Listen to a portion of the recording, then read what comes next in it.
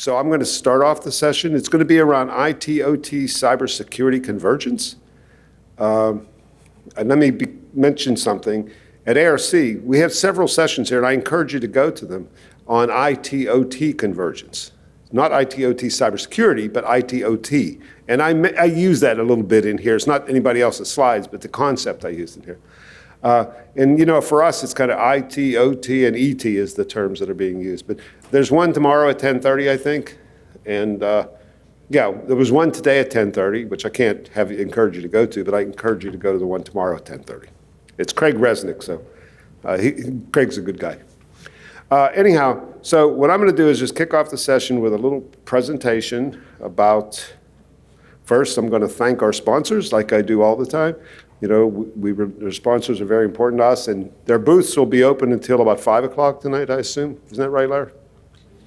Yeah, so anyhow, if you haven't stopped there, go and see them. The other thing I want to do is to show this slide again, which is if you look on your iPhone apps or iPad apps or whatever, but the ARC app, event app, if you go to the session, this session, not that session, I just realized that slide is for the first session, but whatever session we're in, if you go to that session, you'll see down there on the part I have circled in red, there's a place you can give us feedback on the session. You know, how you thought, I think it evaluates content, you know, a little rating system. So we would appreciate if you do that. That's the way we know what you're interested in and what we can do better. Now, with that said, what we're talking about is IT, OT, cybersecurity convergence. And we've spoken about this last year. We had a wonderful panel last year with 6 people. And actually, Mandy was on that panel last year. It was a fantastic panel, I'll tell you. But it was with CISOs, and we had people from OT and people from IT. And what amazed me was how well they got along and how they were cooperating and actually cooperating. It wasn't perspectives. The perspectives had merged. But anyhow, we see this happening in the sense now, I'm talking, and that was about cybersecurity as well. And if you look at cybersecurity today, you know, you have the OT cybersecurity, you have IT cybersecurity, I just show those 2 circles. They're definitely merging in certain ways. And the drivers for that, first of all, a big driver is there's limited cybersecurity resources. Doesn't have to say whether it's OT or IT, particularly OT. And so one way to get more resources is to go to your internal other resources, and IT is a common place to go to get that. We're seeing more sophisticated attacks. I mentioned that on Monday, and that is driving more involvement of CISOs. Well, it's driving more CISOs, as well as CEOs saying more CISOs should get involved in the OT cybersecurity. And so they're working, once they get involved, they want to they're able to understand all the assets and do things to merge programs, people, processes, and technologies. And then one thing, and this is the IT, OT technology itself is converging. And I'm going to talk about that a little bit because the other ones I think are pretty clear. And anyhow, so people are trying to merge these 2 types of disciplines, IT cybersecurity, OT cybersecurity, to get better cybersecurity, number 1. And number 2 is to get the best they can out of the resources they have, use them more efficiently. And we do see this drive. One thing is definitely, well, I'll do it with the next slide. Now, one thing I had at the end there was the IT, OT cybersecurity convergence. What's happening? This is a slide I made years ago that I just find very helpful. And it was a way to distinguish 2 things, systems from devices, or systems from, devices, and IT versus OT. Both of them have the same issues. You know, IT systems are there doing a lot of data handling. You know, it used to be business, you know, you call them business computers. They're a lot more than that today. But they do the websites, the emails, they do lots of IT information handling. And they have IoT devices, which to them are very often mobile devices, iPads. I'm sure it's becoming a lot more today, and I'll mention that in a minute. But then if you look at the OT side, that's on the right. If you look at the OT side, we have systems, but they tend to be control systems, where we have industrial controllers, but we have hardened PCs and servers, and we have industrial networks. So in a way, they're similar, but it's a different technology. And down below, we have lots of sensors in the OT world. We have a lot of embedded systems today. It's growing a lot, which is kind of different technology than what you have in IT. And when you have that kind of separation of systems and devices, you tend to have two different kinds of cybersecurity programs. And it makes sense. As long as they're truly isolated things, it makes sense. Let the people who understand the OT take care of the OT cybersecurity, let those who understand the IT take care of the IT cybersecurity. That was the way the world's been for a long time, but it's changing. And one thing that's changing it is we're seeing this kind of overlap occurring in the assets themselves. Control systems, IT systems, certainly the control system technology, if you've seen that OPAF booth out there, or you do anything, you're seeing more IT technology being used in OT systems. They've always used PCs and servers, but more of that, and more networking technologies. Same time, one thing we're seeing is when you go to like smart cities, or you go to buildings, you're seeing more of the OT technology being connected to IT systems. So you see those two on the system sides connecting. And the same thing is happening from the point of view of the devices. Now there we call them IoT and IIoT, and I don't think you should distinguish those anymore. These are just devices that are being connected to things. You can have a thermostat connected to an HVAC system in a building. You can likewise have some kind of a device, maybe that goes to the IT system today, because somebody wants to know how it's being set, the efficiency, things like that. So those are merging. So what's happening is the cybersecurities are just naturally overlapping, okay? And that's going to just, I think the other day I drew a picture with one big circle. That would be the ultimate, I guess. But right now, that's already there. It's happened. And as we've been talking about digital transformation here and the introduction of more devices into plants and more assets that are intelligent being used in places like smart cities and buildings and things like that, we see that going both ways. But in those kinds of things, this is just going to continue to overlap more and more and more, and those two things will eventually hit a point where they're just one big cybersecurity program. Now, so that's the problem. I think everybody is seeing that. So then if we look at the kinds of things people are doing about that, the people in cybersecurity, I see kind of different strategies or different perspectives that people are taking. First of all, I kind of gave them names, and I don't mean anything bad about the names. I don't mean to insult anyone or anything. But the first group is kind of the skeptics of the world. And these are the people, I'm an old automation person, and when I talk to old automation people, they say, oh, I'm not going to let that stuff in my plant. You keep it out, and they just say, isolation is the only way, or cut the wires, right? Right, Marty? And they basically discount the need for any change in what's being done with security. They're just saying, we just need to keep doing what we're doing and just do it a little better. And then you have the next kind of level, which I call the isolationists. And these people, they're acknowledging that these things are happening, but their focus is pretty much on trying to sustain the status quo. They just say, okay, I know that's happening, but I still want to do isolation. So every time you get an overlap, they want to find a way to isolate that and maintain it. Again, I'm not saying that's wrong. I'm just saying that's one of the strategies. Then you see the people who get it more, believe that there's more convergence happening. They're in industries where it's overlapping more and more. And I call them opportunists, though. They aren't going to jump on the bandwagon and say, oh, let's merge the programs together. They're saying, all right, yeah, I could use some help from some IT people for certain problems. So as those needs arise, we'll work on trying to merge those two programs and leverage the assets. A lot of it's focused around people, I think, but also processes, technologies. If they have a good doodad that can detect stuff, all right, we'll introduce it when we do something else. I call them opportunists. And then you have the futurists, which are the ones that say, this is a very big issue for me, and I'm going to address it now, and I'm going to start merging my two programs, okay? And they're making convergence a priority, and this sometimes may be driven from the top down. It could be, I don't think it's been driven from the bottom up, but it's probably being driven a lot by the top down. Now, the appropriateness, I'm not saying any of those things are wrong. There's so much variety in industries and type of facilities and situations that probably there's a place for every one of those, so that's okay. But it's going to vary by industry, by situation, and things like that. Now, for those that are doing things, this is kind of the model of what we've seen them doing. I used this slide last year, and it was pretty much that's what is happening. In general, we see kind of a CISO being involved and is kind of the driver for these type of efforts. But there's still a recognition that you need people. There's two issues. One is having people local versus centralized. And most everybody says, no, you got to have people in the plants. You have to have people in the IT centers, in IT, that they specialize in those things. At least that's the approach right now. And then maybe you try to leverage an integrated SOC. And the CISO is kind of in the middle, trying to develop some things to govern all of that, to get visibility of everything that's going on. So that's kind of the general strategy we're going on.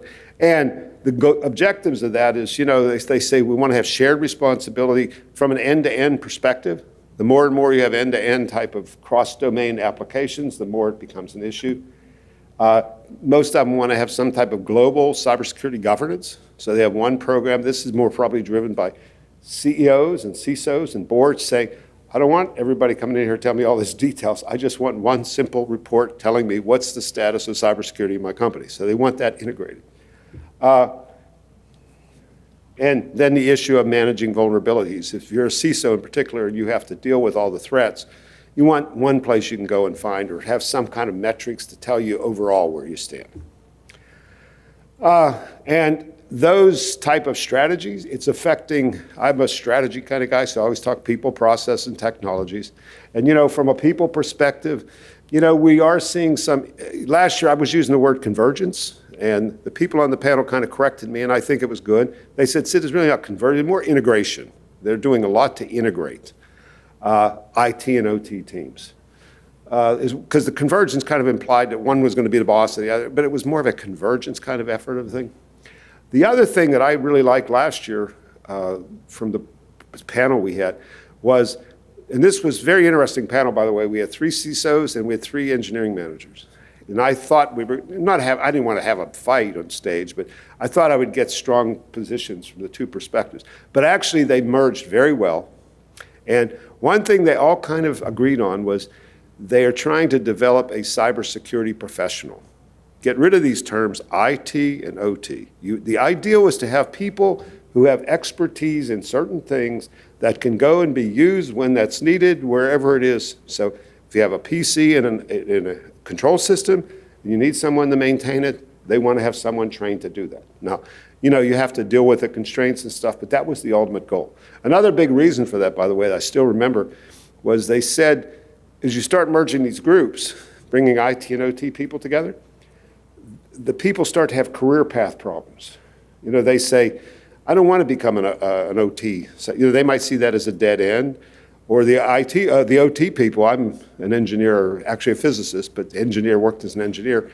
I valued being an engineer. I didn't want to become an IT person, so they don't want to do that. But by saying no, it's a cybersecurity professional, and obviously those people like cybersecurity, it kind of gave them a career path they could go that covered the whole thing, which I thought was a very interesting concept. And we're also seeing a lot more use of third-party managed service providers, and that ends up converging the IT. They tend to often to be cybersecurity, IT cybersecurity services.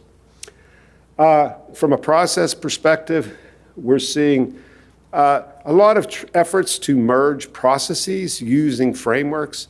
Like Mandy mentioned yesterday about the CIS 20 is one strategy, but most of the other people were using the NIST cybersecurity framework, as a basis to go through, and they said, this are the things we have to do, and then they would try to get as much commonality as they could. They wanted at least to know that they were covering all those issues, and where they needed different technology, they would deal with it. And we're seeing, I think, a bigger drive towards, from a process perspective, on convergence of policies and procedures. And there's why do you do this way and I do it that way? Unless there's good reasons, they try to bring those together. And then from a technology perspective, where we see a lot of stuff today, and it's a big topic today, is the asset inventory stuff. Everybody wants to know, what assets do I have? And whether they're IT assets or OT assets, they want to know that, and they want it all coming back to somebody.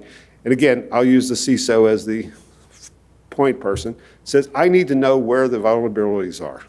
It's the only way I can answer the risks. And whether they're an OT system or IT, I don't care. I want it all put together into one place. And we're also, one thing I'm starting to see a little is more use of common IT, OT networking technologies. There's a lot of advancements occurring in the IT world in networking technologies, particularly in areas like microsegmentation. I think also the network access control stuff, which has never been a big issue in the OT world.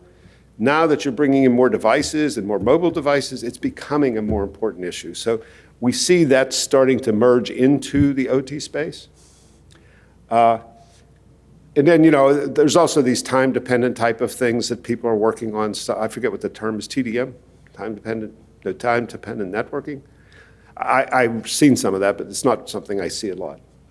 And then the other one is this thing of integrated IT, OT threat detection and response, something that monitors, that says something's funny going on, somebody has to react. And again, you could imagine when you have a common SOC or you have a common group, you have to bring all that together into one place, number one, so they can react. The other thing is the context that you get by bringing it all to one place.